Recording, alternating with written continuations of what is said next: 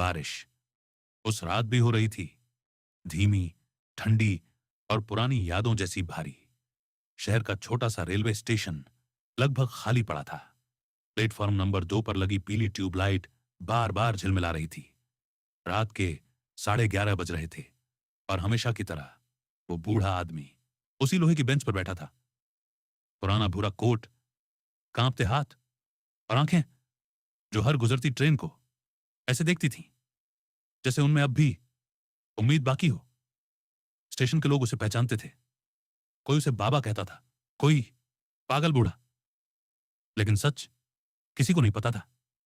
सिर्फ इतना कि पिछले 30 सालों से वो आदमी हर रात इसी स्टेशन पर आता था, हर रात, बिना एक दिन छोड़े, और आखिरी ट्रेन जाने तक किसी का इंतजार करता रहता था। लेकिन किसका, ये कोई नहीं जानता था।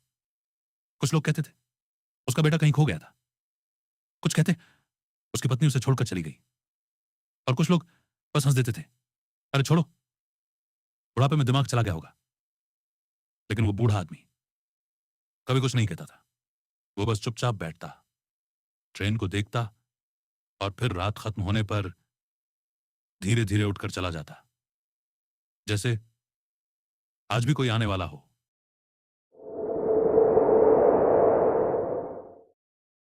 उस रात बारिश कुछ ज्यादा तेज थी।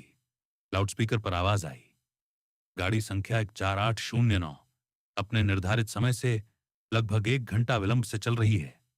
पूरा प्लेटफॉर्म लगभग खाली था। तभी एक युवा लड़का भीगता हुआ स्टेशन पर आया। उम्र होगी करीब 25 साल, कंधे पर बैग, चेहरे पर थकान। उसने इधर उधर देखा और उसी बेंच के दूसरे कोने पर बैठ गया जहां वो बूढ़ा आदमी बैठा था। कुछ देर दोनों चुप रहे। सिर्फ बारिश की आवाज थी और दूर कहीं आती ट्रेन की हल्की सीटी। फिर लड़के ने धीरे से पूछा, आप रोज आते हो यहां? बूढ़े आदमी ने उसकी तरफ देखा, हल्की मुस्कान दी। हाँ। किसका इंतजार करते हो? कुछ सेकंड वो बूढ़ा आदमी चुप रहा। फिर उसने प्लेटफॉर्म की तरफ देखते हुए कहा, अपने बेटे का। लड़का थोड़ा चौंका, वो कहां है? बूढ़े आदमी की आंखें दूर कहीं खो गईं। पता नहीं। बारिश और तेज हो गई। 30 साल पहले हम दोनों यहीं आखिरी बार साथ बैठे थे। उस दिन मैंने उसे बहुत डांटा था। वो पेंटर बनना चाहता था और मैं चाहता था कि वो रेलवे में नौकरी करे। बूढ़ा आदमी हल्का हंसा, लेकिन वो हंसी टूटी हुई थी। मैंने गुस्से में कह दिया, अगर इस घर से गया तो वापस मत आना। कुछ देर सिर्फ बारिश बोलती रही। फिर लड़के ने धीरे से पूछा, और फिर? बूढ़े आदमी ने पटरियों की तरफ देखते हुए कहा, फिर वो सच में चला गया। उस रात वो इसी ट्रेन में बैठा था। मैंने सोचा 2-4 दिन में लौट आएगा, लेकिन उसकी आवाज धीमी पड़ गई। वो कभी वापस नहीं आया। पहले मैं गुस्से में था, फिर चिंता होने लगी, फिर इंतजार, और धीरे धीरे इंतजार ही मेरी जिंदगी बन गया। उसने कांपते हाथों से जेब से एक पुरानी तस्वीर निकाली। एक छोटे लड़के की तस्वीर, चेहरे पर रंग लगा हुआ था, हाथ में ब्रश। ये आखिरी फोटो है उसकी। लड़के ने तस्वीर ध्यान से देखी और अचानक उसका चेहरा बदल गया, जैसे उसने कुछ पहचान लिया हो। उसने जल्दी से अपना बैग खोला, अंदर से एक पुरानी डायरी निकाली। डायरी के पहले पन्ने पर लिखा था, आरव। बूढ़े आदमी के हाथ कांप गए। ये डायरी तुम्हारे पास कैसे आई? लड़के ने धीमी आवाज में कहा, मैं दिल्ली के एक पुराने हॉस्पिटल में काम करता हूं।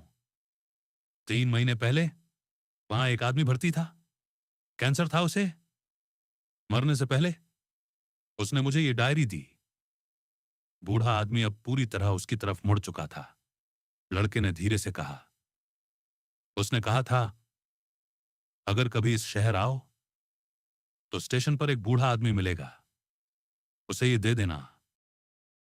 बारिश की आवाज अचानक बहुत दूर लगने लगी। बूढ़े आदमी के हाथ कांप रहे थे। वो वो कैसा था? लड़के ने कुछ सेकंड चुप रहकर कहा, बहुत शांत, लेकिन आखिरी दिनों में हर रात रोता था, बस एक बात कहता था। लड़के ने बूढ़े आदमी की आंखों में देखा। काश मैं एक बार घर चला जाता। बूढ़े आदमी की आंखों से आंसू बह निकले। 30 साल का इंतजार एक ही पल में टूट गया। उसने कांपते हाथों से डायरी खोली। पहले पन्ने पर लिखा था, पापा, अगर आप ये पढ़ रहे हो तो शायद मैं अब इस दुनिया में नहीं हूं।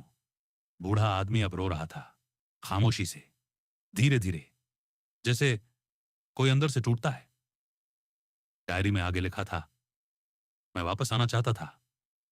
बहुत बार सोचा, लेकिन डरता रहा। डर था कि शायद आप अब भी मुझसे नाराज होंगे। और फिर समय निकलता गया।